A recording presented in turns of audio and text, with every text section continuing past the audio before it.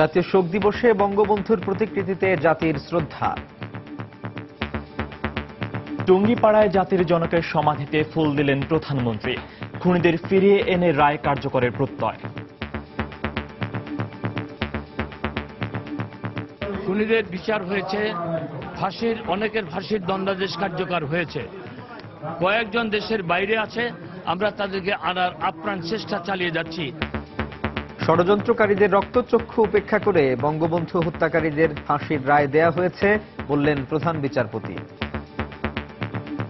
হত্যাকারী যারা, তাদেরকে রক্ষা করার জন্য তৎকালীন সরকার ইন্ডেমনিটি অর্ডিন্যান্স জারি করেছিল। তখনকার রক্তচক্ষু এতগুলা উপেক্ষা করে উনি রায় দিলেন। দেখছিলেন প্রধান শিরোনাম। দুপুরের সময় আপনাদের সঙ্গে আছি আমি সাজিদ রাজু এবং আমি ফয়সাল মোর্শেদ। এবার অন্যান্য শীর্ষ সংবাদ। ৭১-এর পরাজিত শক্তি দেশীয় ও আন্তর্জাতিক ষড়যন্ত্রে বঙ্গবন্ধুকে হত্যা করেছিল। কলঙ্কময় এই অধ্যায়ের মধ্য দিয়ে শুরু হয় বিভেদের রাজনীতি, মত বিশ্লেষকদের। বঙ্গবন্ধু চেতনায় ৭১-এর মতো এখনো অনুপ্রাণিত তরুণ প্রজন্ম। অসাম্প্রদায়িক বাংলাদেশ করতে কাজ করার প্রত্যয়। নিউ ইয়র্কে ইমামকে হত্যার ঘটনায় জড়িত সন্দেহে একজন আটক। জন এফ কেনেডি বিমানবন্দরে গুলির খবর গুজব, বলছে পুলিশ। ফ্লাইট চলাচল স্বাভাবিক। রাজধানীর বিভিন্ন থানায় পুলিশের বাংকার, ভারী অস্ত্র নিয়ে পাহারায় আনসার ও পুলিশ। জঙ্গি হামলা ঠেকাতেই এই ব্যবস্থা।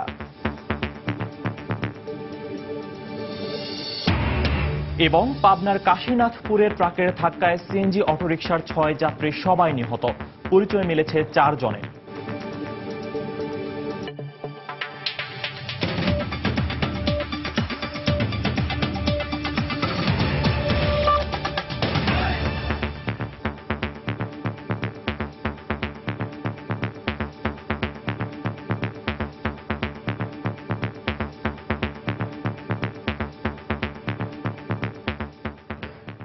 শোকাবহ ১৫ আগস্ট আজ জাতীয় শোক দিবস।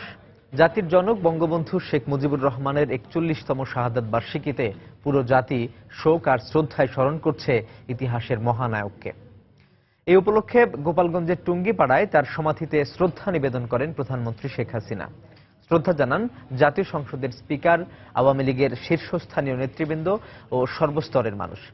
এ সময় আওয়ামী লীগের শীর্ষ নেতারা বলেন, দল মতের ঊর্ধ্বে উঠে জাতির পিতাকে শ্রদ্ধা জানাতে হবে। গোপালগঞ্জের টুঙ্গিপাড়া থেকে বিস্তারিত জানাচ্ছেন দেবাশিস রায়।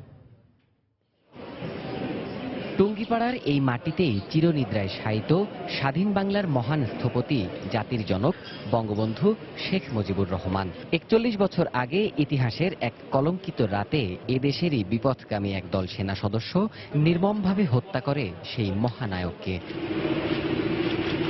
বিনম্র শ্রদ্ধা আর ভালোবাসায় টুঙ্গিপাড়ায় শ্রদ্ধা জানানো হয় বঙ্গবন্ধুর প্রতি।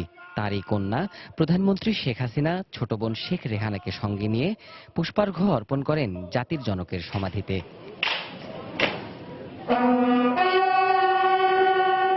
সশস্ত্র সালাম জানানোর পর মোনাজাত করা হয় বঙ্গবন্ধু আর তার পরিবারের শহীদ সদস্যদের আত্মার শান্তি কামনায়। এরপর শ্রদ্ধা নিবেদন করেন আওয়ামী লীগের নেতৃবৃন্দ ও মন্ত্রিপরিষদের সদস্যরাও। এ সময় আওয়ামী লীগের সাধারণ সম্পাদক বলেন, দলমতের ঊর্ধ্বে উঠে সার্বজনীন সম্মান জানাতে হবে জাতির পিতাকে। খুনিদের বিচার হয়েছে, অনেকের ফাঁসির দণ্ডাদেশ কার্যকর হয়েছে। কয়েকজন দেশের বাইরে আছে, আমরা তাদেরকে আনার আপ্রাণ চেষ্টা চালিয়ে যাচ্ছি। আমরা আশা করি আমরা সফল হব এবং তাদেরকে দেশে ফিরিয়ে এনে আমরা তাদেরকেও ফাঁসি কাস্টে ঝুলাতে সক্ষম হব। আওয়ামী লীগ ক্ষমতায় থাক না থাকুক, বঙ্গবন্ধু এখন সকলের ঊর্ধ্বে, সকলের ঊর্ধ্বে। এবং আমরা চাই, আমি সবসময় বলছি যে বঙ্গবন্ধুকে আমরা সার্বজনীন করে তুলি। এরপর সমাধি প্রাঙ্গণ খুলে দেয়া হয় সর্বস্তরের জনতার উদ্দেশ্যে। হাজারো মানুষ শ্রদ্ধা জানায় মৃত্যুঞ্জয়ী মুজিবকে। দেবাশিস রায়, সময় সংবাদ, টুঙ্গিপাড়া, গোপালগঞ্জ। এর আগে জাতীয় শোক দিবসে ধানমন্ডির ৩২ নম্বরে বঙ্গবন্ধুর প্রতিকৃতিতে ফুল দিয়ে শ্রদ্ধা জানান রাষ্ট্রপতি ও প্রধানমন্ত্রী। তাদের শ্রদ্ধা নিবেদনের পর সর্বস্তরের মানুষের ফুলের শ্রদ্ধায় ভরে যায় বঙ্গবন্ধুর প্রতিকৃতি। পরে বনানী কবরস্থানে বঙ্গবন্ধু পরিবারের সদস্যদের কবরে শ্রদ্ধা জানিয়েছেন প্রধানমন্ত্রী ও আওয়ামী লীগের বিভিন্ন সহযোগী সংগঠনের নেতৃবৃন্দ। এ সময় আওয়ামী লীগের সভাপতিমণ্ডলীর সদস্য মোহাম্মদ নাসিম দেশের বিরুদ্ধে যে কোনো ষড়যন্ত্র রুখতে সবাইকে ঐক্যবদ্ধ হওয়ার আহ্বান জানান। বাঙালি জাতি স্বাধীনতার স্বাদ নিয়েছিল যে ক্যারিসমেটিক নেতার হাত ধরে সে নেতাকে 1975 সালের 15ই আগস্ট ভোরে ধানমন্ডির 32 নম্বরে হত্যা করে একদল বিপথগামী সেনা। নিজ বাড়ির সামনে স্থাপিত বাংলার স্থপতি শেখ মুজিবুর রহমানের প্রতিকৃতিতে এদিনে তাই সকাল থেকেই ভিড় করেন আওয়ামী লীগের নেতাকর্মী সহ অগণিত সাধারণ মানুষ। সূর্যোদয়ের কিছু পরে বাংলার অবিসংবাদিত এ নেতার প্রতি শ্রদ্ধা জানান রাষ্ট্রপতি আব্দুল হামিদ ও প্রধানমন্ত্রী শেখ হাসিনা। এ সময় বিগলে করুণ সুর ভেসে আসে।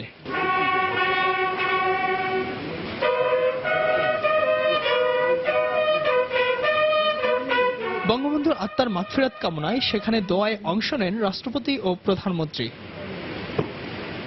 পরে প্রধানমন্ত্রী ও আওয়ামী লীগ সভানেত্রী শেখ হাসিনা দলের সিনিয়র নেতা ও মন্ত্রিপরিষদের সদস্যদের নিয়ে ফুলেল শ্রদ্ধা জানান। এরপর 14 দল, জাতীয় সংসদের স্পিকার, ঢাকা দক্ষিণের মেয়র শ্রদ্ধা জানান।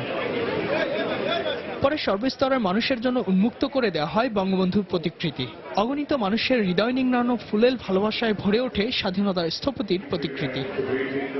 এদিকে রাজধানীর বনানী কবরস্থানে 15 আগস্ট নিহত স্বজনদের প্রতি শ্রদ্ধা জানান প্রধানমন্ত্রী শেখ হাসিনা। এই সময় তার সঙ্গে ছিলেন ছোট বোন শেখ রেহানা সহ আওয়ামী লীগের শীর্ষস্থানীয় নেতারা। কঠোর নিরাপত্তার চাদরে ঢাকা কবরস্থানে পৌঁছানোর পর নিহতদের স্মরণে বেশ কিছুক্ষণ দাঁড়িয়ে থাকেন তারা।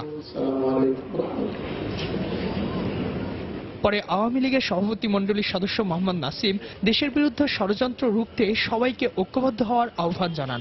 বঙ্গবন্ধুর এই হত্যাকারীদের বিচার হওয়ার পরে আজকে নতুন চক্রান্ত শুরু হয়েছে, তথাকথিত জঙ্গির উত্থান করানোর চেষ্টা হচ্ছে এবং যার মদতদাতা হচ্ছে কোনোভাবেই অস্বীকার করা যাবে না বিএনপি নেত্রী খালেদা জিয়া। এই জঙ্গি তথাকথিত উত্থানকে আমরা ইনশাল্লাহ স্তব্ধ করে দিতে পারব।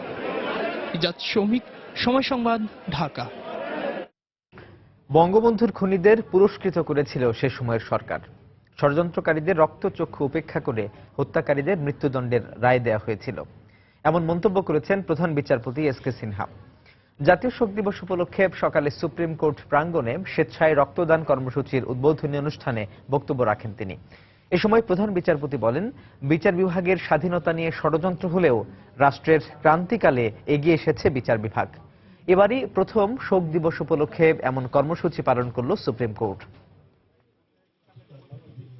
তাকে হত্যা করা হলো না, তার হত্যাকারী যারা তাদেরকে রক্ষা করার জন্য তৎকালীন সরকার ইন্ডেমনিটি অর্ডিন্যান্স জারি করেছিল এবং তাদেরকে পুরস্কৃত করা হয়েছিল।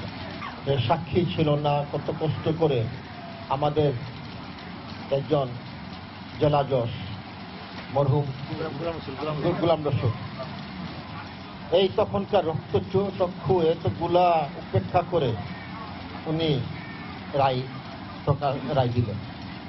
এরপরে হাইকোর্টে আমরা ডেথ সেন্টেন্সটা কনফার্মেশনের জন্য কত প্রতিকূলতা ছিল এটা আমি আর বলতে চাচ্ছি না। দেশীয় ও আন্তর্জাতিক ষড়যন্ত্রে স্বাধীন বাংলাদেশের প্রতিষ্ঠাতা বঙ্গবন্ধুকে হত্যা করে ৭১-এর পরাজিত শক্তি, এমন অভিমত তার রাজনৈতিক সহযোদ্ধাদের। একই সঙ্গে তারা মনে করেন সেদিন সেনাবাহিনীর শীর্ষ নেতৃত্বের উদাসীনতায় বঙ্গবন্ধুকে বাঁচানো যায়নি, তাই একটি কমিশনের মাধ্যমে সেনা কর্মকর্তাদের ভূমিকার পর্যালোচনা হওয়া উচিত বলেও দাবি তাদের। বিশ্লেষকদের মতে বঙ্গবন্ধুকে হত্যার মধ্য দিয়ে বাংলাদেশে বিভেদের রাজনীতি শুরু হয়, যা এখনও চলছে। রিপোর্ট করছেন ইজাজ শৌমিক। অন্যান্য দিনের মতো নগরীর সকাল শুরু হয়নি। এদিন গুলির শব্দে ঘুম ভাঙে রাজধানীবাসীর। তবে ভোরের সূর্য সেদিন উঠলেও চিরতরে ঘুমিয়ে দেওয়া হয় স্বাধীন বাংলার আলোর দিশারি বঙ্গবন্ধু শেখ মুজিবুর রহমানকে। 5টি ট্রাকে করে আসা শতাধিক সেনার হাতে সেদিন শুধু বঙ্গবন্ধুই নয়, প্রাণ হারান শিশু রাসেল সহ পরিবারের অন্য সব সদস্য। দেশের বাইরে থাকায় বেঁচে যান বঙ্গবন্ধুর 2 মেয়ে শেখ হাসিনা ও শেখ রেহানা। শোকাবহ সেই দিনের কথা স্মরণ করে বঙ্গবন্ধুর এই রাজনৈতিক সহযোদ্ধা বলেন, দেশি বিদেশি ষড়যন্ত্রে বঙ্গবন্ধুকে হত্যা করা হয়। হত্যা করেছে সেই পরাজিত শক্তিরা যারা ৭১-এর মুক্তিযুদ্ধ মেনে নিতে পারে নাই। আন্তর্জাতিক চক্রান্তকারীরা দেশীয় ষড়যন্ত্রকারীদের সাথে ঐক্যবদ্ধ হয়ে বঙ্গবন্ধুকে হত্যা করে তিনি একাই রক্ত দেন নাই, সব পরিবারের রক্ত দিয়ে বাঙালি জাতির রক্তের ঋণ শোধ করে গেছে।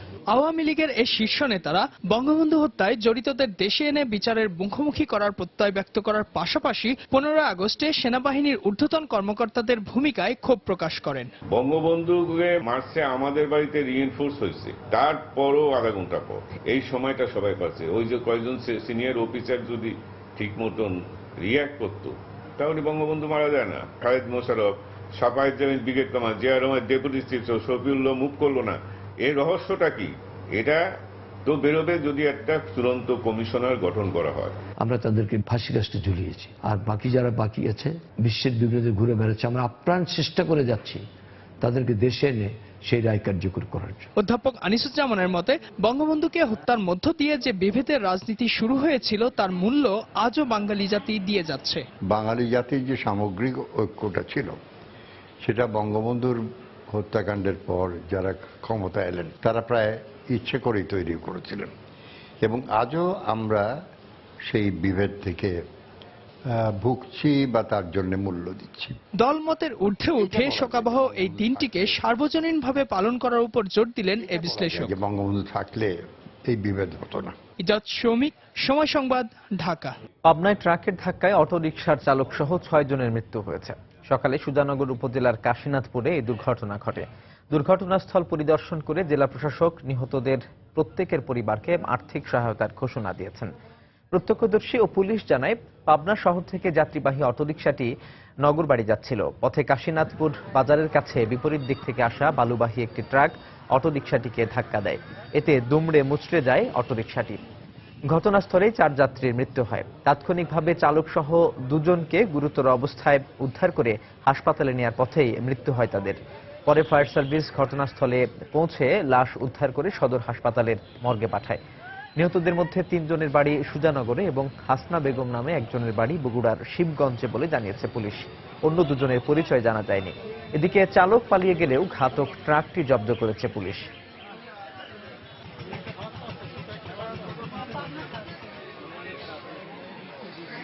বামে একটা সিএনজি ছিল, এটা একটা ওভার স্পিডে আসতেছিল, মাঝখান দিয়ে সিএনজিটা ঢুকায় দেওয়ার কারণে এই অ্যাক্সিডেন্টটা হয়েছে। সিএনজিটাকে চাপা দেওয়ার সঙ্গে সঙ্গেই স্পট ডেড 4-5 জন হয়েছে। এরপরে আমাদের যে অ্যাম্বুলেন্স আসছিল, ওই একটা অ্যাম্বুলেন্স একটা বাচ্চাকে নিয়ে গেছে আপনার সদর হসপিটালে। আর সিএনজিতে ড্রাইভার নাকি আরেকজনকে নিয়ে যাওয়ার সময় সে রাস্তায় মারা গেছে। লাশগুলোকে আইনগতভাবে তাড়াতাড়ি ডিসপোজালের ব্যবস্থা করছি এবং তাৎক্ষণিকভাবে প্রত্যেক পরিবার 10,000 টাকা করে পাবে দাফন করানোর জন্য। এসপি বাবুল আক্তার পদত্যাগ করল। মেয়ে মিতু হত্যাকাণ্ডে তার জামাইকে সন্দেহ করেন না শ্বশুর পুলিশের সাবেক ওসি মোশাররফ হোসেন। মিতু হত্যাকাণ্ডের পর থেকে বাবুল আক্তার তার বাসায় থাকলেও পদত্যাগের বিষয়ে কিছুই জানে না বলেও দাবি করেছেন তিনি। নিহত মিতুর 2 সন্তানকে নিয়ে প্রধানমন্ত্রীর সঙ্গে দেখা করারও সুযোগ চেয়েছেন মোশাররফ হোসেন। রোববার একটি বেসরকারি টেলিভিশনের টক শোতে স্বরাষ্ট্রমন্ত্রী বাবুল আক্তারের পদত্যাগের খবর জানান। 100% আস্থার ব্যাপারে আমাদের কোনো সন্দেহ নেই। আমরা কথা হলো যে আমাদের মেয়ের বিবাহের পর থেকে বলেন এখন পর্যন্ত এই ধরনের কোনো ঘটনা পারিবারিকভাবে বলেন, ওদের স্বামী স্ত্রী বলেন বা অন্যান্য কোনো প্রাসঙ্গিক অসামরিক এই ধরনের কোনো ঘটনা ঘটে যাতে আমার মেয়েকে আমার জামাই খুন করতে পারে, এই ধরনের কোনো সাইন অফ সিমটম বা কোনো ধরনের আকার ইঙ্গিত আমরা পাইনি। আমরা মামলা বা মেয়ের বিচার এটার কিছু না। আমরা চাচ্ছি যে আমার মেয়ে সন্ত্রাসীদের কর্তৃক নিহত হয়েছে, এখন সে 2টা বাচ্চা রেখে গেছে। এই বাচ্চা দুটোর চেহারা অবস্থান তারা কি বলে, এই বাস্তব চিত্রটা আমরা প্রাইম মিনিস্টারের কাছে, মাননীয় প্রধানমন্ত্রী মহোদয়ের কাছে দেখাইতে চাচ্ছি। কিশোরগঞ্জের কুলিয়ারচর উপজেলার কোনাবাড়ি মসজিদের ইমাম মিজানুর রহমানের বস্তাবন্দি লাশ উদ্ধার করা হয়েছে। সকালে তার লাশ দেখতে পেয়ে পুলিশে খবর দেয় স্থানীয়রা। এই মুহূর্তে ঘটনাস্থলে আছেন ভৈরব প্রতিনিধি মোহাম্মদ ফজলুর রহমান। বিস্তারিত জানতে মুঠোফোনে কথা বলছি তার সঙ্গে। ফজলুর, এই ঘটনার আর কি তথ্য আপনার কাছে আছে? রাজু, আপনি যেমনটি বলছিলেন যে গতকাল রাত আনুমানিক 3টার দিকে আর আওয়ামী লীগের শোকসভার আপনার প্রস্তুতি শেষ করে আওয়ামী লীগের কতিপয় আপনার নেতা তারা ফিরছিলেন গ্রামে। এই সময় এক ব্যক্তিকে মাথায় করে একটা সাদা বস্তা নিয়ে যেতে দেখে তাদেরকে সন্দেহ হয়। পরে তারা চোর ভেবে তাকে তাড়া করলে এই দুর্বৃত্ত আপনার এই বস্তাটি ফেলে পালিয়ে যায়। অপরদিকে আরেক দুর্বৃত্ত হোন্ডা দিয়ে আসার সময় তারাও তাকে তাড়া করে এবং হোন্ডাটি একটি খালি ফেসে গেলে এই হোন্ডাটি ফেলেও ওয়ালটন কোম্পানির এই হোন্ডাটি ফেলেও সে পালিয়ে যায়। পরে এলাকাবাসী বস্তাটি খুলে দেখতে পায় যে একটি লাশ দেখে পরে তারা তাৎক্ষণিক পুলিশকে খবর দেয় এবং পুলিশ সকাল 6টার দিকে গিয়ে লাশ এবং হোন্ডাটি উদ্ধার করে থানায় নিয়ে আসে। পরে এলাকাবাসী লাশটিকে দেখে শনাক্ত করে যে সে স্থানীয় কোনাপাড়া মসজিদের ইমাম মিজানুর রহমান এবং তার বাড়ি কিশোরগঞ্জ সদরের বোলাই গ্রামে। এই ব্যাপারে আমাদেরকে ঊর্ধ্বতন কর্তৃপক্ষ সাথে আলাপ করে আমরা যতটুকু জানতে পেরেছি যে এটা কি আপনার কোনো পূর্ব শত্রুতা নাকি কোনো জঙ্গি সংশ্লিষ্টতা, এই ব্যাপারে আমরা ঊর্ধ্বতন কর্তৃপক্ষের কাছে জানতে চাইলে তারা এই ব্যাপারে মুখ খুলতে রাজি হয়নি। তারা শুধু এতটুকু বলছে যে আমরা তদন্ত করছি এবং তদন্তের পূর্বে এই ব্যাপারে আমরা কোনো কিছু বলতে পারছি না। এই ছিল আমার কাছে আপাতত। হ্যাঁ, এবং পরবর্তীতে বিস্তারিত থাকলে আমরা আপনাদের আপডেট জানিয়ে দেবো। ফজলুর, আপনাকে ধন্যবাদ। দর্শক, কিশোরগঞ্জের কুলিয়ারচর উপজেলা একজন মসজিদের একজন ইমামের বস্তাবন্দি লাশ উদ্ধার করা হয়েছে। সেই ঘটনার বিস্তারিত জানাচ্ছিলেন আমাদের ব্রাহ্মণবাড়িয়ার প্রতিনিধি ফজলুর রহমান। দুপুরের সময় আরো থাকছে, বিদেশি বিনিয়োগ বাড়াতে গুরুত্বপূর্ণ ভূমিকা রাখবে পায়রা সমুদ্র বন্দর। প্রত্যাশা ব্যবসায়ীদের, সময় মতো বাকি কাজ শেষ করার পরামর্শ অর্থনীতিবিদদের। রাজধানীর বিভিন্ন থানার গেটে বাংকার স্থাপন করেছে পুলিশ। এতে ভারী অস্ত্র নিয়ে দিনরাত পাহারায় আছেন ব্যাটালিয়ন আনসার ও পুলিশ সদস্যরা। পুলিশের ঊর্ধ্বতন কর্মকর্তারা বলছেন, জঙ্গি হামলা ঠেকানো সহ নিরাপত্তার স্বার্থে এ ব্যবস্থা নেওয়া হয়েছে। সাধারণ মানুষ একে সাধুবাদ জানিয়ে বলছে, নিজেদের জন্য পুলিশ যেমন বাংকার স্থাপন করেছে তেমনি জনগণের জন্য আরও নিরাপত্তামূলক ব্যবস্থা নেবেন বলে আশা তাদের। আতিকুর রহমান তমালের রিপোর্ট। বন্দুকের নল তাক করে বাংকারের ভেতর থেকে সতর্ক দৃষ্টি। হঠাৎ দেখে অনেক কিছুই মনে হতে পারে, তবে এটা রাজধানীর পল্লবী থানার মূল গেটের চিত্র। পুলিশ সদস্য ব্যতীত যে কেউ থানায় ঢুকতে চাইলে বাংকারের সামনে পড়তে হবে জেরার মুখে। শুধু পল্লবী নয়, শেরেবাংলানগর ও বনানী থানা সহ রাজধানীর অনেক থানার বাইরে তৈরি করা হয়েছে এমন বাংকার। এতে পালাক্রমে পাহারা দিচ্ছেন পুলিশ ও আনসার সদস্যরা। বাংকার তৈরি করে থানার নিরাপত্তা বাড়ানোকে সাধুবাদ জানিয়ে সাধারণ মানুষ বলছে, জনমানুষের নিরাপত্তায় পুলিশ এরকমই তৎপর হোক। ঢাকা শহরের প্রত্যেকটা থানায় যেভাবে করে বাংকারের সিস্টেমটা করা হয়েছে, এটা অবশ্যই তাদের একটা প্রশাসনের একটা ভালো উদ্যোগ। আমাদের আবেদন, আমাদের জন্য এই ধরনের কোনো কিছু করা হোক। সাধারণ জনগণের জন্য এইরকম পদক্ষেপ পুলিশ নেবে কি না, এটা আমরা যে এরকম পদক্ষেপ নিলে আমরা জনগণ খুব খুশি হইতাম। গুলশান ও শোলাকিয়া সহ এর আগের অনেক জঙ্গি হামলার ঘটনায় অনেক পুলিশ সদস্য আহত ও নিহত হয়েছেন। পুলিশের ঊর্ধ্বতন কর্মকর্তারা বলছেন, পুলিশ সদস্য ও থানার নিরাপত্তার স্বার্থেই বাংকার তৈরির নির্দেশ দেওয়া হয়েছে। যে কোনো ধরনের অপরাধ সংগঠনের পূর্বেই যাতে আমরা সেগুলোকে নিয়ন্ত্রণ করতে পারি এবং প্রতিহত করতে পারি, সেই ধরনেরই আমাদের এক ব্যবস্থা। হোলি আর্টিজান বেকারিতে হামলার পর থেকে আমরা আমাদের নিরাপত্তা ব্যবস্থা ঢেলে সাজিয়েছি। তবে থানার সামনে এমন নিরাপত্তা থাকলেও বেশিরভাগ থানার পিছনের দিকটা অনেকটাই অরক্ষিত। তাই মূল গেটের বাংকার পুরো থানাকে নিরাপদ করতে পারল কিনা তা নিয়ে প্রশ্ন থেকে যাচ্ছে। তবে যেসব থানার সামনে এখন পর্যন্ত বাংকার করা হয়নি, সেসব থানার বাইরে রয়েছে সতর্ক পাহারা। আতিকুর রহমান তামাল, সময় সংবাদ, ঢাকা। যুক্তরাষ্ট্রের নিউ ইয়র্কে বাংলাদেশি ইমাম আলাউদ্দিন আকন্জি ও তার সহযোগী তারা মিয়া হত্যাকাণ্ডের ঘটনায় সন্দেহভাজন একজনকে আটক করেছে পুলিশ। তাকে জিজ্ঞাসাবাদ চলছে বলে জানিয়েছে স্থানীয় কর্তৃপক্ষ। স্থানীয় সময় রোববার রাতে 35 বছর বয়সী সন্দেহভাজন ব্যক্তিকে আটক করা হলেও তার পরিচয় প্রকাশ করা হয়নি। সিসিটিভির ফুটেজ দেখে তাকে আটকের কথা জানায় কর্তৃপক্ষ।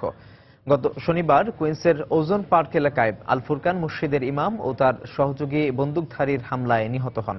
আলাউদ্দিন আকন্জির মৃতদেহ নিজ বাড়ি হবিগঞ্জে দাফন করা হবে বলে জানিয়েছে তার পরিবার।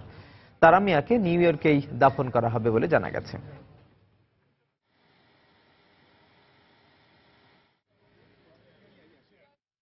এদিকে নিউ ইয়র্কে ইমাম সহ 2 বাংলাদেশি হত্যাকাণ্ডের পর প্রবাসীদের নিরাপত্তা নিশ্চিত করার আশ্বাস দিয়েছে স্থানীয় প্রশাসন।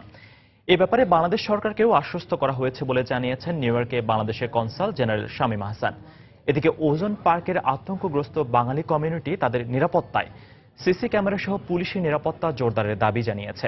নিউ ইয়র্ক থেকে শিহাবুদ্দিন কিসলুর রিপোর্ট। শোকে বিহ্বল প্রবাসী বাঙালিদের সমবেদনা জানাতে রোববার ওজন পার্কের আল ফুরকান মসজিদে আসেন city council speaker Melissa Mark Viverito, Queens Borough president Melinda Katz ও সিটি কন্ট্রোলার স্কট স্ট্রিঙ্গার। তারা ইমাম আলাউদ্দিন আকুঞ্জি ও তারাউদ্দিন মিয়া হত্যাকাণ্ডের কারণ অনুসন্ধানে তদন্ত চলছে জানিয়ে প্রবাসী বাঙালিদের পাশে থাকার অঙ্গীকার পুনর্ব্যক্ত করেন। কমিউনিটির মধ্যে যেন কোনোভাবেই বিদ্বেষ ছড়াতে না পারে সেজন্য আমাদের সবাইকে এগিয়ে আসতে হবে। পারস্পরিক ঘৃণার বিরুদ্ধে ঐক্যবদ্ধ হতে হবে। শান্তি ও সম্প্রীতি সবসময় ঘৃণাকে পরাজিত করে। আমরা কমিউনিটির পাশে আছি। এটা শুধু বাঙালি কমিউনিটির উদ্বেগের বিষয় নয়, পুরো নিউ ইয়র্কের নিরাপত্তার জন্য তা হুমকি। যারা এ ঘটনার শিকার হয়েছেন তাদের পরিবারের সর্বোচ্চ নিরাপত্তার ব্যবস্থা করছি আমরা। তাদের এই আশ্বাসেও স্বস্তি পাচ্ছেন না প্রবাসী বাঙালিরা। নিজেদের নিরাপত্তা প্রশ্নে আতঙ্কিত তারা। ব্যক্তিগত আমরা খুব স্কেয়ার যে রাস্তা বের হয়ে যে সেফলি বাসায় ফিরতে পারবো। সবাই কমিউনিটি সবাই মনে করছে এটা হেট ক্রাইম হতে পারে। আমরা এখন ভালোও আছিলাম, কিন্তু এখন বর্তমানে যে ঘটনা ঘটছে এটা আমরা সহ্য করতে পারতেছি না। প্রবাসীদের নিরাপত্তা নিয়ে স্থানীয় প্রশাসনের সঙ্গে যোগাযোগের কথা জানিয়েছেন নিউ ইয়র্কে বাংলাদেশের কনসাল জেনারেল শামীম আহসান। বিষয়টি তদন্তের মধ্যে আছে এবং যথাশীঘ্র সম্ভব তারা অপরাধীকে গ্রেপ্তার করতে তারা সক্ষম হবেন বলে তারা আশাবাদ ব্যক্ত করেছেন এবং তাদের সাথে আমাদের সার্বক্ষণিক যোগাযোগ আছে। নিউ ইয়র্ক অঙ্গরাজ্যের ব্রুকলিনের ওজন পার্ক এলাকায় প্রায় 40,000 প্রবাসী বাঙালি বসবাস করেন। এ হত্যাকাণ্ডের পর এলাকার সর্বোচ্চ নিরাপত্তার দাবি জানিয়েছেন তারা। সময় সংবাদ, নিউ ইয়র্ক, যুক্তরাষ্ট্র। যুক্তরাষ্ট্রের নিউ ইয়র্কে জন এফ কেনেডি বিমানবন্দরে গুলির খবরকে গুজব বলছে পুলিশ। ঘটনাস্থলে তল্লাশি চালিয়ে ও সিসিটিভির ফুটেজে গোলাগুলির কোনো আলামত পাওয়া যায়নি বলে গণমাধ্যমকে জানানো হয়েছে। এর আগে সামাজিক যোগাযোগ মাধ্যম বিমানবন্দরের গুলির খবর প্রকাশ হলে সব ফ্লাইট বাতিল ঘোষণা করা হয়। প্রায় 5 ঘন্টা বন্ধ থাকার পর আবারও তা চালু হয়েছে। রোববার স্থানীয় সময় রাত 9:30 ও সোয়া 10টার দিকে 1 এবং 8 নম্বর টার্মিনালে দুবার গুলির শব্দ পাওয়ার কথা জানায় প্রত্যক্ষদর্শীর কয়েকজন। এর পরপরই আতঙ্কগ্রস্ত যাত্রীরা তাড়াহুড়ো করে বিমানবন্দর থেকে বেরিয়ে আসে। বন্ধ ঘোষণা করা হয় সড়ক যোগাযোগ ও সব ফ্লাইট। বর্তমানে সার্বিক পরিস্থিতি স্বাভাবিক হলেও পুলিশের নজরদারি অব্যাহত আছে বলে জানায় গণমাধ্যম।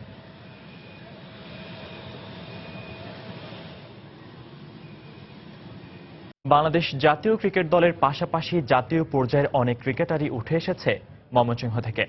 মাহমুদুল্লাহ রিয়াদের মতো দুর্দান্ত ব্যাটসম্যানদের সঙ্গে জুবাইর হোসেন লিখন, আবু হায়দার রনির মতো পেসার উঠে এসেছেন বৃহত্তর ময়মনসিংহ থেকে। ক্রিকেটার গড়ে তোলার অন্যতম এই কারখানা সম্পর্কে বিস্তারিত নিয়ামতুল্লাহ বাবুর রিপোর্টে। ময়মনসিংহ জেলার ক্লাবপাড়ায় অবস্থিত বিশাল সার্কিট হাউস মাঠ। প্রতিদিন সকালেই যেখানে হাজির কয়েকশো ছেলে মেয়ে, যারা ব্যস্ত বিভিন্ন খেলাধুলায়। তবে অন্য খেলার মাঝে সবচেয়ে বেশি চোখে পড়ে নিবিষ্ট মনে একঝাঁক কিশোরের ক্রিকেট অনুশীলনের দৃশ্যটি। ভবিষ্যতে ক্রিকেটার হয়ে ওঠার স্বপ্ন যাদের চোখে মুখে। ক্রিকেটের প্রতি নিজেদের আগ্রহ তৈরির উৎসের পাশাপাশি স্বপ্নের কথা জানালেন নতুন প্রজন্মের এসব ক্রিকেটাররা, যাদের মধ্যে রয়েছে বাংলাদেশ অনূর্ধ্ব 15 জাতীয় দলের প্রাথমিক ক্যাম্পে ডাক পাওয়া ক্রিকেটাররাও। প্রিমিয়ার খেললে এখান থেকে ভালো করতে পারলে তারপর দেখা যাচ্ছে আমি ঢাকা বিভিন্ন ডিভিশনে খেললে ঢাকা লিগ খেলার ইচ্ছা। বড় হয়ে আমি মাহমুদুল্লাহ রিয়াদ ও মুসাদ্দিক হোসেন সৈকতের মতো হতে চাই। আরো ভালো কিভাবে করা যায় সেটাই করব। এদিকে ক্রিকেটার তৈরির পেছনের যে কারিগরদের নিরলস পরিশ্রমের ফসল আজ বাংলাদেশের ক্রিকেটের নানান পর্যায়ে খেলা ক্রিকেটাররা, যাদের হাতে প্রথম শিক্ষা পেয়েছিল মাহমুদুল্লাহ রিয়াদের মতো ক্রিকেটাররা। তবে প্রচার না পেলেও দেশের ক্রিকেটে তাদের শিষ্যরা অবদান রাখছে, এতেই খুশি ময়মনসিংহের ক্রিকেটের গুরুরা। প্রাথমিক পর্যায়ে বাংলাদেশ টিমে খেলার মতো মন মানসিকতা তৈরি করে দিতেছি এবং বেসটাও তৈরি করে দিতেছি, যাতে খেলার বেসটা ভালো হলে কিন্তু ন্যাশনাল টিমে যাওয়ার সুযোগ সুবিধাটা বাইরে। বাংলাদেশ ক্রিকেট বোর্ড যদি আমাদের আর একটু সহযোগিতা করে, ইনশাল্লাহ ময়মনসিংহ থেকে আগামী এই বছরগুলোতে বাংলাদেশ টিমের ম্যাক্সিমাম প্লেয়ার আমরা দিতে পারবো বলে আমার বিশ্বাস। একদিন ময়মনসিংহ দেশের ক্রিকেটার যোগানে আরো বড় উৎস হয়ে উঠবে, তবে সেজন্য প্রয়োজন বিসিবির পৃষ্ঠপোষকতা, এমন দাবি সংশ্লিষ্টদের। নিয়ামতুল্লাহ বাবু, সময় সংবাদ, ময়মনসিংহ। ঢাকা সিলেট মহাসড়কের অবৈধ বিল বোর্ড অপসারণের জন্য একাধিকবার নির্দেশ দিয়েছেন সড়ক পরিবহন ও সেতুমন্ত্রী, কিন্তু দীর্ঘ সময় পার হলেও মহাসড়কের অবৈধ বিলবোর্ড অপসারণ করা হয়নি। আর এসব অপ্রয়োজনীয় বিলবোর্ডের কারণে প্রায়ই মহাসড়কে ঘটছে দুর্ঘটনা, নষ্ট হচ্ছে মহাসড়কের সৌন্দর্য। সড়ক বিভাগ বলছে, দ্রুত বিলবোর্ড অপসারণে স্থানীয় প্রশাসনকে নিয়ে অভিযানে নামার সিদ্ধান্ত নেওয়া হয়েছে। আশিকুর রহমান পিয়ালের তথ্য ও কাউসার আহমেদের ছবি নিয়ে ডেস্ক রিপোর্ট। ঢাকা সিলেট মহাসড়কে নরসিংদীর মাধবদী থেকে ভৈরব পর্যন্ত রয়েছে নানা ধরনের অবৈধ সাইনবোর্ড ও বিলবোর্ড। এসব বিলবোর্ড অপসারণের জন্য একাধিকবার নির্দেশ দিয়েছেন সড়ক পরিবহন ও সেতু মন্ত্রী। রয়েছে হাইকোর্টের নির্দেশনাও, কিন্তু এসব নির্দেশের পরও অপসারণ হয়নি বিলবোর্ডগুলো। মহাসড়কের উপর যত্রতত্র স্থাপন করা হচ্ছে রাজনৈতিক নেতাদের শুভেচ্ছা সম্বলিত তোরণ ও বিজ্ঞাপনের বিলবোর্ড। এসব বিলবোর্ডের কারণে ঘটছে দুর্ঘটনাও। সাইনবোর্ডে টার্নিং এ দেওয়া যায় না, রাস্তা দেওয়া যায় না, দেওয়া যায় হঠাৎ করে একটা গাড়ি আয়া পড়ছে। রাত্রবেলা অনেক সময় গাড়ি আসলে হেডলাইটের জন্য ওই সাইনবোর্ডের জন্য হেডলাইট দেখা যাচ্ছে না গাড়িগুলা। বিলবোর্ড ভেঙে আবার গাড়ি পরে বাতাসে বৃষ্টিতে অনেক নানান সমস্যা। অন্যদিকে আবহাওয়া খারাপ হলে ঝড় বৃষ্টিতে এসব বিলবোর্ড পড়ে মৃত্যু ঘটছে পথচারীদেরও। দুর্ঘটনা রোধ ও মহাসড়কের সৌন্দর্য রক্ষায় এসব বিলবোর্ড অপসারণের দাবি সাধারণ মানুষেরও। ড্রাইভাররা বিভিন্ন সময় বিলবোর্ডের পাশে দিকে চাইতে থাকে, ড্রাইভিং করতে থাকে, অ্যাক্সিডেন্টের সম্ভাবনা থাকে। জন্ম নাইলে ভেঙে ভেঙে পড়ে থাকে, আমরা দৌড় লাগে ধরবার থেকে দৌড় লাগে। বিলবোর্ডের জন্য এক গাড়ি আরেক গাড়ি দেখে না, না দেখাতে দেখাচ্ছে দুর্ঘটনা ঘটে। সড়ক বিভাগ বলছে নির্দেশনা অনুযায়ী দ্রুত এসব বিলবোর্ড অপসারণের জন্য স্থানীয় প্রশাসনকে নিয়ে অভিযানে নামার সিদ্ধান্ত নেওয়া হয়েছে। জেলা প্রশাসন সহ সড়ক ও জনপথ আলোচনাক্রমে একটা সিদ্ধান্তে উপনীত হয়েছে যে খুব সহসাই আমরা উপজেলা প্রশাসনের সহযোগিতায় একটা বড় ধরনের উচ্ছেদ অভিযান পরিচালনা করব। মাধবদী থেকে ভৈরব পর্যন্ত ৪৫ কিলোমিটার অংশ জুড়ে ছোট বড় মিলিয়ে প্রায় ৫ শতাধিক বিলবোর্ড রয়েছে। সময় সংবাদ, নরসিংদী। দুপুরের সময় আরো থাকছে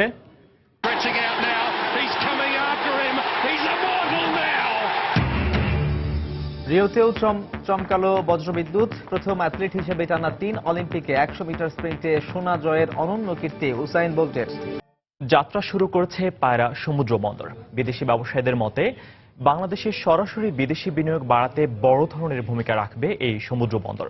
তবে এই বন্দরের সক্ষমতা ও সম্ভাবনা সবটুকু কাজে লাগাতে আন্তদেশীয় যোগাযোগ সহ সব ধরনের অবকাঠামো উন্নয়নের উপর জোর দিচ্ছেন অর্থনীতি বিশ্লেষকরা। নৌপরিবহন মন্ত্রী জানালেন, গভীর সমুদ্র বন্দরের প্রয়োজনীয়তাকে গুরুত্ব দিয়েই বাস্তবায়ন করা হবে সব ধরনের পরিকল্পনা। পায়রা সমুদ্র বন্দর ঘুরে বিস্তারিত জানাচ্ছেন কামরুল হাসান সবুজ, সঙ্গে ছিলেন আবুল কালাম আজাদ। সমুদ্রপথে পণ্য আমদানি রপ্তানির চাপ মোকাবেলায় ২০১৩ সালের শেষ দিকে শুরু হয় বাংলাদেশের তৃতীয় সমুদ্র বন্দর পায়রার অবকাঠামো নির্মাণ কাজ। এর ২.৫ বছরের মাথায় চালু হলো বন্দরটির প্রথম ধাপের পণ্য খালাস কার্যক্রম। বাংলাদেশ সহ দক্ষিণ এশীয় অঞ্চলের বাণিজ্য প্রসারে এ বন্দর বড় ধরনের ভূমিকা রাখবে বলে মনে করছে প্রথম বন্দর ব্যবহারকারী চীনা প্রতিষ্ঠান। আমার মনে হয় এই অঞ্চলের বাণিজ্য প্রসারে গুরুত্বপূর্ণ ভূমিকা রাখবে পায়রা। আমাদের দেশ থেকে আরো কয়লা ও ছোট ছোট পাথর এই বন্দরের মাধ্যমে পাঠানোর পরিকল্পনা করেছি আমরা। স্বাভাবিকভাবেই বাংলাদেশে বিদেশি বিনিয়োগ আকৃষ্ট করতে সহায়ক হবে এই বন্দর কেন্দ্রিক পরিকল্পনা। ভৌগোলিকভাবে খুবই গুরুত্বপূর্ণ একটি স্থানে অবস্থিত বাংলাদেশের তৃতীয় সমুদ্র বন্দর পায়রা। এমনটা দাবি করে অর্থনীতিবিদরা বলছেন, এই বন্দরের মাধ্যমে বাংলাদেশের আশপাশের দেশগুলোতে যেমন পণ্য পরিবহন করা সহজ হবে, তেমনি সমুদ্রকেন্দ্রিক যোগাযোগ ব্যবস্থা সিল্ক রুটের সাথে যোগাযোগের জন্য খুবই গুরুত্বপূর্ণ একটি ট্রানজিট পয়েন্ট হিসেবে বিবেচিত হতে পারে এই সমুদ্র বন্দরটি। তবে এর জন্য খুব দ্রুততর সময়ের মধ্যে উন্নয়ন করতে হবে সার্বিক যোগাযোগ অবকাঠামোর। শুধু বন্দর কেন্দ্রিক অবকাঠামোই এর জন্য যথেষ্ট না, এর জন্য কিন্তু আনুষঙ্গিক অন্যান্য সংযোগ সড়ক যার ভিতরে রেল এবং সড়কপথ রয়েছে এবং একই সাথে নৌপথ কেন্দ্রিক যে যোগাযোগগুলো এগুলো কিন্তু তৈরি করার প্রয়োজন। সিল্ক রুটের এখন যে কানেক্টিভিটি লিঙ্কটা কলকাতা বন্দরের সাথে কানেক্ট করার কথা বলা আছে, পায়রা বন্দরকেও যদি এই রুটের একটি অংশ হিসেবে নেওয়া হয় তাহলে কেবলমাত্র এখান থেকে বাড়তি উপযোগিতা পাওয়া সম্ভব। এদিকে পায়রাকে গভীর সমুদ্র বন্দরের উপযোগী করতে রাবনাবাদ চ্যানেল খননের পাশাপাশি কয়লা ও এলএনজি টার্মিনাল সহ সব ধরনের অবকাঠামো নির্মাণের কথা জানালেন নৌমন্ত্রী। গভীর সমুদ্র বন্দর করার জন্য যে গভীরতা দরকার সেই গভীরতা করার জন্য কিন্তু ইতিমধ্যে একটি বেলজিয়াম কোম্পানির সঙ্গে আমরা সমঝোতা স্বাক্ষর করেছি। একটা গভীর সমুদ্র বন্দরে ১৫ মিটারই আনা, আমরা কিন্তু ১৬ মিটার পর্যন্ত আমরা এটা করব। ২০১৮ সালের মধ্যে আমরা জেটিগুলো নির্মাণ করব। $১৬ বিলিয়ন ব্যয়ে ৬,০০০ একর জমির ওপর ২০২৩ সালের মধ্যে ৩ ধাপে শেষ হবে বন্দরের পূর্ণাঙ্গ নির্মাণ কাজ। কামরুল হাসান সবুজ, সময় সংবাদ, পায়রা সমুদ্র বন্দর, পটুয়াখালী। দেখছেন দুপুরের সময়। টেল সুপ্রিম চেয়ারের পারফেক্ট শেপ আর ডিজাইন আপনাকে দেয় 100% কমফোর্ট। টেল সুপ্রিম চেয়ার। আবারও বঙ্গবন্ধুর শাহাদাত বার্ষিকী প্রসঙ্গ। নানা কর্মসূচির মধ্য দিয়ে জাতীয় শোক দিবস পালন করেছে মহানগর আওয়ামী লীগের বিভিন্ন ওয়ার্ড। দিনের শুরুতে সকালে দলীয় কার্যালয়ে বঙ্গবন্ধু অ্যাভিনিউতে খাবার বিতরণ করে কর্মসূচির উদ্বোধন করেন খাদ্যমন্ত্রী অ্যাডভোকেট কামরুল ইসলাম। পরে চকবাজারের 3টি স্থানেও দুস্থদের মাঝে খাবার বিতরণ করা হয়। এ সময় স্বেচ্ছায় রক্তদান কর্মসূচিও পালন করে চকবাজার 31 নম্বর ওয়ার্ড আওয়ামী লীগ। একইভাবে লালবাগ কেল্লা ও কামরাঙ্গীর চর এলাকায় খাদ্য বিতরণ করা হয়। কর্মসূচিতে কেন্দ্রীয় আওয়ামী লীগ ও মহানগর দক্ষিণের নেতারা উপস্থিত ছিলেন। এ সময় খাদ্যমন্ত্রী জঙ্গিদের বিরুদ্ধে সবাইকে রুখে দাঁড়ানোর আহ্বান জানান।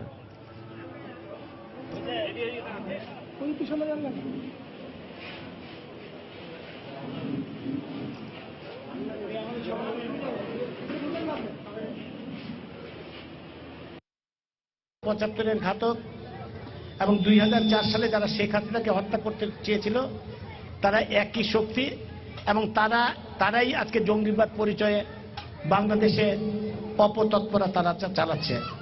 তারা বাংলাদেশের উন্নয়নকে থামিয়ে দেওয়ার চেষ্টা করছে, বাংলাদেশের ঘূর্ণায়মান অর্থনৈতিক চাকাকে পঙ্গু করে দেওয়ার চেষ্টা করছে। শেখ হাসিনার যে ইমেজ আন্তর্জাতিক বিশ্বে, সেই ইমেজকে ক্ষুণ্ণ করার নস্যাৎ করার চেষ্টা করছে। আসুন আমরা সবাই এই অপশক্তির বিরুদ্ধে, জঙ্গিদের বিরুদ্ধে রুখে দাঁড়াই এবং ইনশাআল্লাহ যেভাবে মানুষ আজকে ঐক্যবদ্ধ হয়েছে, আজকের দিকে আমাদের শপথ, আমরা বাংলাদেশে শেখ হাসিনার নেতৃত্বে এই জঙ্গিদের অবশ্যই নির্মূল করব। কোনো জঙ্গি হামলা বা সন্ত্রাসী কার্যক্রমের মাধ্যমে জাতির পিতার সোনার বাংলার অগ্রযাত্রাকে ব্যাহত করা যাবে না বলে জানিয়েছেন ঢাকা দক্ষিণ সিটি কর্পোরেশনের মেয়র সাইদ খোকন। সকালে ঢাকা দক্ষিণ সিটি কর্পোরেশনের আয়োজনে জাতীয় শোক দিবস ও জাতির জনক বঙ্গবন্ধু শেখ মুজিবুর রহমানের 41তম শাহাদাত বার্ষিকী উপলক্ষে আলোচনা সভা ও দোয়া মাহফিলে অংশ নিয়ে এই কথা বলেন তিনি। এছাড়াও শিশু চিত্রাঙ্কন প্রতিযোগিতা সহ নানা কর্মসূচির মাধ্যমে শোক দিবস পালন করছে দক্ষিণ সিটি কর্পোরেশন। চিত্রাঙ্কন প্রতিযোগিতায় বিভিন্ন বয়সের কয়েকশো শিশু ছবির মাধ্যমে বঙ্গবন্ধু জীবনের বিভিন্ন দিক তুলে ধরেন। পরে বঙ্গবন্ধু এভিনিউতে গরিবদের মাঝে খাবার বিতরণ কার্যক্রমে অংশ নেন মেয়র।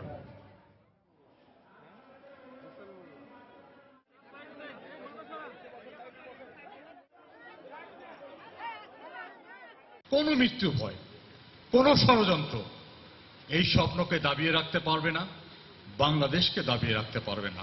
কোন ষড়যন্ত্র, কোন জঙ্গি হামলা, কোনো কিছু বাংলাদেশের অগ্রযাত্রাকে ব্যাহত করতে পারবে না।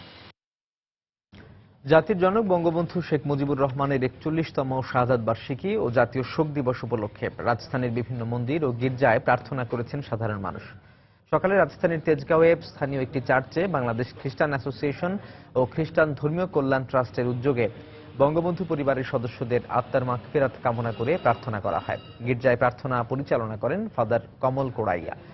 এদিকে রাজধানীর ঢাকেশ্বরী মন্দিরে বঙ্গবন্ধুর শাহাদাত বার্ষিকীতে বিশেষ প্রার্থনার আয়োজন করা হয়। এতে উপস্থিত ছিলেন ঢাকা মহানগর সার্বজনীন পূজা কমিটির নেতারা ও সনাতন ধর্মের অসংখ্য মানুষ।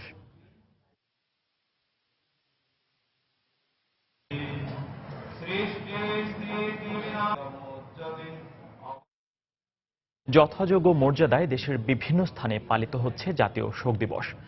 বঙ্গবন্ধুর প্রতিকৃতিতে ফুল দিয়ে শ্রদ্ধা নিবেদন ও শোক র্যালি সহ অনুষ্ঠিত হচ্ছে নানান কর্মসূচি। আমাদের রিপোর্টার ও জেলা প্রতিনিধিদের পাঠানো তথ্য ও ছবি নিয়ে ডেস্ক রিপোর্ট। চট্টগ্রামে প্রথমবারের মতো জেলা প্রশাসনের উদ্যোগে সবগুলি সরকারি প্রতিষ্ঠান একসাথে জাতীয় শোক দিবস পালন করেছে। সকালে প্রশাসনের শীর্ষ কর্মকর্তাদের নেতৃত্বে সার্কিট হাউস থেকে শোক র্যালি বের করা হয়। পরে শিল্পকলা একাডেমিতে গিয়ে বঙ্গবন্ধুর প্রতিকৃতিতে ফুল দিয়ে শ্রদ্ধা জানানো হয়। এদিকে সিটি কর্পোরেশনের আয়োজনে মানব প্রাচীর করেছে বিভিন্ন শিক্ষা প্রতিষ্ঠানের শিক্ষার্থীরা। ময়মনসিংহে সকালে জেলা আওয়ামী লীগ কার্যালয়ে জাতীয় পতাকা অর্ধনমিত ও কালো পতাকা উত্তোলন করা হয়। এ সময় বঙ্গবন্ধুর প্রতিকৃতিতে ফুল দিয়ে শ্রদ্ধা জানান দলীয় নেতাকর্মীরা। পরে দোয়া, মোনাজাত ও দরিদ্রদের মাঝে খাবার বিতরণ করা হয়। এদিকে খুলনায় সকালে জেলা প্রশাসনের উদ্যোগে নগরীর নিউ মার্কেট চত্বর থেকে শোক র্যালি বের করা হয়। বিভিন্ন সড়ক প্রদক্ষিণ শেষে খুলনা বেতারে গিয়ে বঙ্গবন্ধুর প্রতিকৃতিতে ফুল দিয়ে শ্রদ্ধা জানানো হয়। এরপর সেখানে বঙ্গবন্ধুর 7ই মার্চের ভাষণ সহ বিভিন্ন কর্মকাণ্ড অভিনয়ের মাধ্যমে তুলে ধরেন শিশু শিল্পীরা।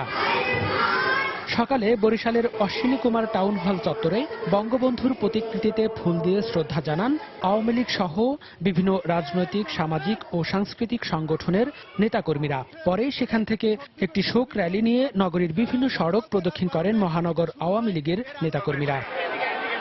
চাঁদপুরের সকালে শহরের মুক্তিযোদ্ধা সড়কে অঙ্গীকার স্মৃতিস্তম্ভের সামনে বঙ্গবন্ধুর প্রতিকৃতিতে ফুল দিয়ে শ্রদ্ধা জানান জেলা প্রশাসন সহ আওয়ামী লীগ নেতাকর্মীরা।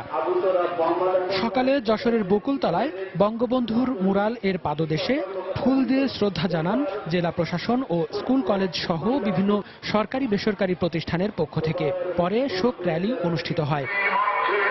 এছাড়া রাজশাহী, রংপুর, ফেনী, ব্রাহ্মণবাড়িয়া, নেত্রকোনা, কুড়িগ্রাম ও পটুয়াখালী সহ দেশের বিভিন্ন এলাকায় জাতীয় শোক দিবস উপলক্ষে শোক র্যালি ও বঙ্গবন্ধুর প্রতিকৃতিতে ফুল দিয়ে শ্রদ্ধা জানান জেলা প্রশাসন সহ বিভিন্ন সামাজিক, রাজনৈতিক ও সাংস্কৃতিক সংগঠনের নেতাকর্মীরা। মনিরুজ্জামান প্রান্ত, সময় সংবাদ। বাঙালির হাজার বছরের স্বাধীনতার মুক্তির আকাঙ্ক্ষাকে ভাষা দিয়েছিলেন বঙ্গবন্ধু শেখ মুজিবুর রহমান। যুগ সন্ধিক্ষণে তিনি এমন এক বাণী বাঙালির অন্তরে রোপিত করে দিয়েছিলেন যা স্বাধীনতা অর্জনের মধ্য দিয়ে শেষ হয়ে যায়নি, বরং ৭১-এর মতো আজকের প্রজন্মের কাছে বঙ্গবন্ধুর চেতনা সমানভাবে প্রাসঙ্গিক। তরুণ সমাজের প্রতিনিধিদের মুখেও তাই বঙ্গবন্ধুর চেতনায় অসাম্প্রদায়িক বাংলাদেশ করার প্রত্যয়। তরিকুল ইসলাম সৌরভের প্রতিবেদন। গঙ্গারিদ্দি থেকে বাংলাদেশ, বাংলার হাজার বছরের শোষণের ইতিহাস। দস্যুর দল বারংবার ছিন্নভিন্ন করেছে শ্যামলী বাংলার দেহ, নখরে নখরে খণ্ডিত করে ঝলকে ঝলকে করেছে রক্তপান। বাঙালিও বসে থাকেনি, শপথ নিয়েছে সংগ্রামে, বিপ্লবে। তবে সমগ্র জাতিকে উদ্দীপ্ত করে সংগ্রামের কেন্দ্রবিন্দুতে একীভূত করতে পারেনি কেউ। এবারে সংগ্রাম আমাদের মুক্তির সংগ্রাম। অবশেষে একটি বজ্রকণ্ঠ উচ্চারণে মহাসৃষ্টির মঙ্গল শঙ্খ ধ্বনিত হলো। অতঃপর ৩০০০ বছরের কাঙ্ক্ষিত স্বাধীনতা পাওয়া হলো ঠিকই, তবে যার সাহসে, শৌর্যে পরাধীনতাকে পেছনে ফেলেছে বাঙালি জাতি, তাকেই হত্যা করা হলো সপরিবারে। শোনো একটি মুজিবরের থেকে লক্ষ মুজিবরের কণ্ঠস্বরের ধ্বনি। চেতনার মৃত্যু নেই, তাই তো বাংলার তরুণরা আজও শেখ মুজিবুর রহমানের জাগিয়ে দেয়া মুক্তির চেতনায় সমানভাবে অনুপ্রাণিত। বঙ্গবন্ধুর সেই অসাম্প্রদায়িক চেতনাই আমাদের এখন মুক্তি দিতে পারে। বঙ্গবন্ধুর চেতনা বলতে আমার কাছে আমি বুঝি যে দেশকে ভালোবাসা, মানুষকে ভালোবাসা। নতুন প্রজন্ম যদি অন্যায়ের বিরুদ্ধে রুখে দাঁড়াতে পারে তবেই সেটা বঙ্গবন্ধুর প্রতি শ্রেষ্ঠ ভালোবাসা হবে। দেশের মানুষের স্বার্থ, দেশের স্বার্থ ওনার কাছে প্রধান ছিল। বাংলাদেশের স্বাধীনতা অক্ষুণ্ণ রাখতে বঙ্গবন্ধুর প্রত্যয়ই আমাদের একমাত্র চেতনা। এক প্রজন্ম থেকে আরেক প্রজন্মে নানা সময়ে জাতি যখন পড়ে সংকটে, থাকেন সংশয়ে, তখন মুজিবের কাছেই ফিরে যেতে হয়। আজকের তরুণরাও বলছেন বঙ্গবন্ধুর চেতনাই অসাম্প্রদায়িক বাংলাদেশ বিনির্মাণের পাথেয়। বঙ্গবন্ধুর চেতনা তরুণরা যদি ধারণ করি, আমাদের এই দেশ থেকে জঙ্গিবাদ, সন্ত্রাসবাদ সবকিছুই বিতাড়িত করতে পারবো। চে গুয়েভারার প্রতিকৃতি বা টি শার্ট পরে ঘুরতে পারি, বঙ্গবন্ধুর সেই জায়গাটা, সেই প্রতিকৃতিটা নিয়ে আমরা গ্রহণ করি না, ঘুরিও না। শেখ মুজিব বাড়ন্ত বটবৃক্ষের মতো ধাপে ধাপে বাঙালির সামনে উদ্ভাসিত হয়েছিলেন। মৃত্যুর ৪ দশক পরও সমানভাবেই রয়েছেন সমুজ্জ্বল। একবার বঙ্গবন্ধুকে প্রশ্ন করা হয়েছিল, আপনার শক্তি কোথায়? উত্তরে তিনি বলেছিলেন, আমি আমার জনগণকে ভালোবাসি। এরপর তাকে আবার প্রশ্ন করা হলো, আপনার দুর্বল জায়গায় কোথায়? উত্তরে তিনি বলেছিলেন, আমি আমার জনগণকে খুব বেশি ভালোবাসি। মানুষের প্রতি এরকম ভালোবাসার চেতনা ছড়িয়ে পড়ুক এক প্রজন্ম থেকে আরেক প্রজন্মে, তবেই ঘটবে মুক্তি। তরিকুল ইসলাম সৌরভ, সময় সংবাদ, ঢাকা। যথাযোগ্য মর্যাদায় বাংলাদেশ ও বিশ্বের বিভিন্ন দেশের মতো কলকাতায় পালন করা হলো জাতির জনক বঙ্গবন্ধু শেখ মুজিবুর রহমানের ৪১তম শাহাদাত বার্ষিকী। সকালে কলকাতায় বাংলাদেশ উপদূতাবাসে জাতীয় পতাকা উত্তোলন করেন ডেপুটি হাই কমিশনার জকি আহাদ। এ সময় দূতাবাস কর্মকর্তারা উপস্থিত ছিলেন। এছাড়া সকাল ৮টায় কলকাতার স্মিথ রোডের বেকার হোস্টেলে বঙ্গবন্ধুর প্রতিকৃতিতে শ্রদ্ধা জানান সর্বস্তরের মানুষ। সেখানে উপদূতাবাসের সচিব ছাড়াও অন্য কর্মকর্তারা উপস্থিত ছিলেন।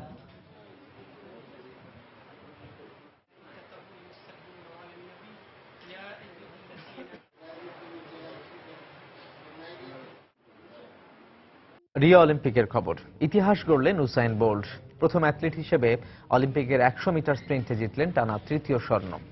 ৯.৮১ সেকেন্ড সময় নিয়ে স্বর্ণ জয় করেন লাইটনিং বোল্ট। যুক্তরাষ্ট্রের জাস্টিন গ্যাপলিন রৌপ্য এবং কানাডার আন্দ্রে ডি গ্রাস জিতেছেন ব্রোঞ্জ। মিনিট খানেক বাদে অলিম্পিকের ট্র্যাকে দৌড়ানোর আগে কারো অনুভূতি কেমন হতে পারে? রিওর গ্যালারি অথবা হাজার হাজার মাইল দূরে টেলিভিশন সেটের সামনে বসা দর্শকের মনের অদম্য রোমাঞ্চই ঠিকরে বের হয়ে আসে। সেই মানসিক চাপটা স্পষ্ট বাকি অ্যাথলিটদের চোখে মুখেও, কিন্তু তা যেন ছুতেই পারেনি ট্র্যাকের রাজা উসাইন বোল্টকে। বাকিরা যখন ওয়ার্ম আপ আর শুকনো হাসিতে চেপে রাখতে চাইলেন প্রচন্ড উত্তেজনা, জ্যামাইকান স্প্রিন্টার তখনও নানা ঢঙে স্বভাবসুলভ খুনসুটিতে ব্যস্ত।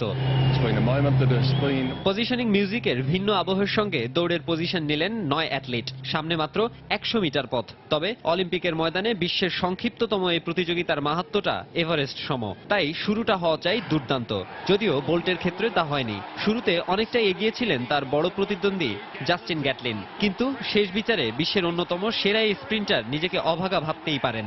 গত 1 বছরে তিনি যে ছিলেন সেরা ছন্দে, যে সময়টায় ইনজুরি আক্রান্ত বোল্টকে যুক্তরাষ্ট্রের এই অ্যাথলিটের সামনে অনেকটাই ম্লান মনে হয়েছে। তবে অলিম্পিকের ট্র্যাক অ্যান্ড ফিল্ড এলেই যে বদলে যান লাইটনিং বোল্ট, কোত্থেকে যেন এক অতিমানব এসে ভর করে তার উপর। 2012 লন্ডন অলিম্পিকে রেকর্ড 9.63 আর 2008-এ চীনে 9.69 সেকেন্ড সময় নিলেও এবার তেমন কোনো রেকর্ড গড়তে পারেননি। তবে 9.81 সেকেন্ড সময় নিয়ে বিশ্বের দ্রুততম মানবের খেতাবটা ঠিকই ধরে রেখেছেন বজ্রবিদ্যুৎ খ্যাত বোল্ট, যা এই মৌসুমে তার সেরা টাইমিং। এর আগে 1984 ও 1988 অলিম্পিকে যুক্তরাষ্ট্রের কার্ল লুইস 100 মিটার স্প্রিন্টে স্বর্ণ জিতেছিলেন। সেই রেকর্ড ভেঙে বেইজিং, লন্ডনের পর এবার রিও সহ টানা 3 অলিম্পিকে স্বর্ণ জয়ের অনন্য কীর্তি গড়লেন বোল্ট। আর গ্যাটলিন 9.89 সেকেন্ড সময়ে রৌপ্য ও গ্রাস 9.91 সেকেন্ড সময় নিয়ে জিতেছেন ব্রোঞ্জ। তিনি এমনই এক বিদ্যুৎ গতিতে ছুটতে পারেন যা বিশ্বের আর কেউ পারে না। নিশ্চিতভাবেই এই বাক্যটিকে চ্যালেঞ্জ জানানোর কেউ নেই। তবে 10 সেকেন্ডে বিশ্বজয় আর ট্রেডমার্ক উদযাপন হয়তো অলিম্পিকে আর দেখা যাবে না। এটাই উসাইন বোল্টের শেষ অলিম্পিক। তাই গতির ইতিহাসে এক গৌরবোজ্জ্বল সাক্ষী হয়ে রইল রিওর অলিম্পিক স্টেডিয়াম। মাকসুম আলম খান, সময় সংবাদ। স্প্যানিশ সুপার কাপের খবর। দারুণ জয়ে নতুন মৌসুম শুরু করল বার্সেলোনা। স্প্যানিশ সুপার কাপে প্রথম লেগে সেভিয়াকে 2-0 গোলে হারিয়েছে লুই এনরিকের দল। ফলে ঘরের মাঠে দ্বিতীয় লেগে ড্র করলেই শিরোপা নিশ্চিত হবে লিওনেল মেসির দলের। বুধবার রাতে নো ক্যাম্পে দ্বিতীয় লেগে মুখোমুখি হবে দুদল। নেইমারকে ছাড়াই মাঠে নামা কাতালানরা খেলার শুরু থেকেই ইউরোপা লিগের হ্যাট্রিক চ্যাম্পিয়নদের উপর দারুণ চাপ সৃষ্টি করে। 6 মিনিটে ইনিয়েস্তার বাড়ানো বলে চমৎকার সুযোগ পেয়েছিলেন সুয়ারেজ, কিন্তু গোলরক্ষক সার্জিও রিকোর বিরুদ্ধে সে জায়গাটা রক্ষা পায় সেভিয়া। দ্বিতীয়ার্ধের শুরুতে ডেডলক ভাঙেন লুইস সুয়ারেজ। আর্দা তুরানের সঙ্গে দারুণ বোঝাপড়ায় ম্যাচের 54 মিনিটে কাতালানদের লিড এনে দেন এই স্ট্রাইকার। আর ম্যাচ সেভিয়ার কাছ থেকে বেরিয়ে যায় 81 মিনিটে। আর্দা তুরানের বদলি হিসেবে নামা মনির আল হাদ্দাদি লিওনেল মেসির নিখুঁত পাসে পাওয়া বল জালে পাঠালে 2-0-তে এগিয়ে যায় কাতালান ক্লাবটি। শেষ পর্যন্ত আর গোল শোধ করতে পারেননি স্বাগতিক সেভিয়া। ফলে অ্যাওয়ে ম্যাচে জয়ের স্বস্তি নিয়ে মাঠ ছাড়েন মেসি সুয়ারেজরা।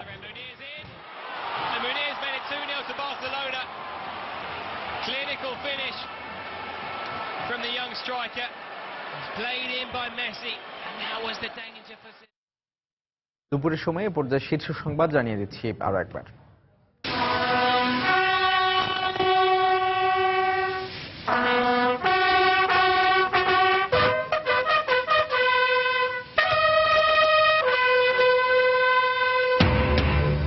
জাতীয় শোক দিবসে বঙ্গবন্ধুর প্রতি জাতির শ্রদ্ধা। টুঙ্গিপাড়ায় জাতির জনকের সমাধিতে ফুল দিলেন প্রধানমন্ত্রী।